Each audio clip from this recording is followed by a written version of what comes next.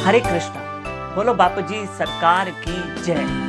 आप जानते हैं कि आज 30 अक्टूबर है और आज बापूजी सरकार का जन्मोत्सव मनाया जाता है। मैं आज आपको उनके जीवन के बारे में 2 मिनट के लिए बताना चाहता हूँ।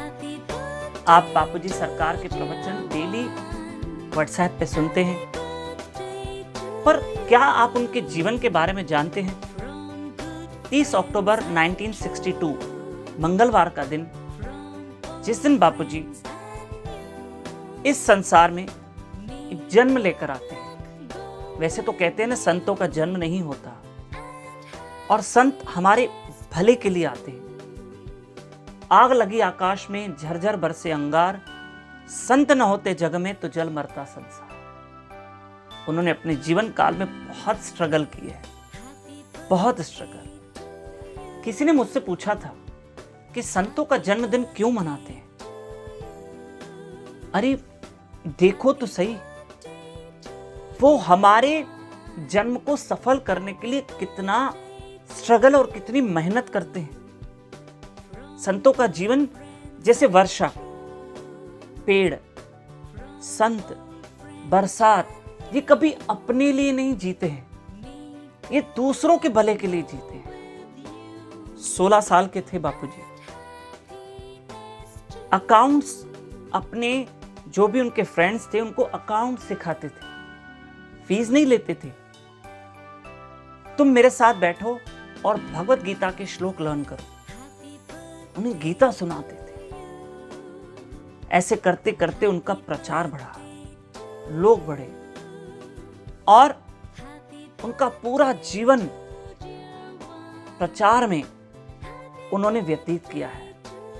बस उनका एक ही जुनून, एक ही मकसद कि मुझे हर जीव तक कृष्ण का नाम पहुंचाना, ठाकुर जी का नाम पहुंचाना।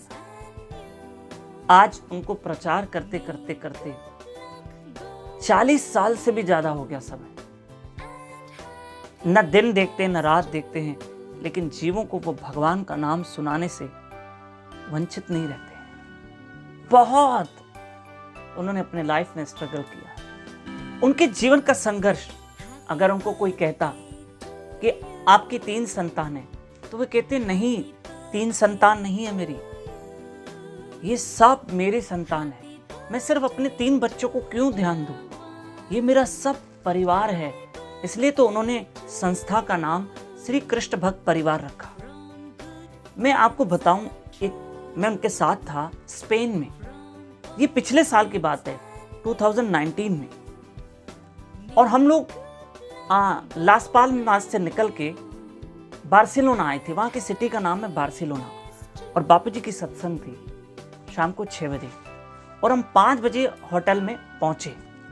इतने टायर्ड थे, इतने टायर्ड कि कमरे में पहुंचकर ही बापूजी पलंग पे लेट गए और सो गए।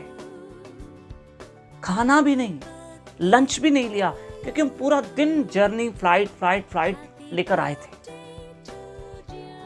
और आप जानते हैं कि बापूजी सुबह 3:30 बजे उठ जाते हैं। तो अब हमने देखा 5:30, पौने 6 बज रहे हैं। 6 बजे सत्संग का टाइम है। फिर हमने किसी तरह भी अब सोचा, हमने बापूजी को जगाया। बापूजी एक झटके से उठे और तुरंत 5 मिनट में उन्होंने लंच लिया, 5 मिनट में तैयार हो गए और सत्संग में पहुंच गए। तो मुझे बहुत दुख हो रहा था। जब वहाँ उनका लेक्चर था बार्सिलोना में, तो मैंने उनसे कहा कि मैंने बहुत बड़ा अपराध किया कि मैंने आपको क्यों जगाया। तो उन्होंने कहा नहीं, यही तो मेरे जीवन का उद्देश्य है। मेरा आराम सत्संग है, मेरा रेस्ट कथा है। और मुझे बहुत खुशी हुई जब बापूजी ने ये शब्द कहे। और कैसे मैंने उनको देखा, न कोई आराम न कोई विश्राम, बस चलते चलो, जीवों को कृष्ण का नाम पहुंचाओ। ऐसे ही संतों का जन्मदिन नहीं मनाया जाता है। उन्होंने अपने जीवन काल में बहुत संघर्ष किया होता है। मैं अपने गुरु महाराज बापूजी सरकार की चरण कमलों में कोटि कोटि बार प्रणाम करता हूं कि उन्होंने, आप देखिए उनकी कृपा देखिए कि उन्होंने मुझ जैसे नीच को, उन्होंने क्या मेरे जीवन में बदलाव लाया। सोचो, क्या उनकी वाणी है, क्या उनका वक्तव्य है। बहुत समय दिया है उन्होंने हमको, बहुत समय। इसलिए मैं आपसे प्रार्थना करूंगा कि आप सब भी जरूर भाव से ही बापूजी सरकार का जन्मोत्सव अपने घर में मनाना और एक दीपदान बापूजी को अर्पण करना। धन्यवाद। आप सबों को बापूजी सरकार के जन्मोत्सव की अनगिनत और अनगिनत बधाइयाँ हो। हरे कृष्ण।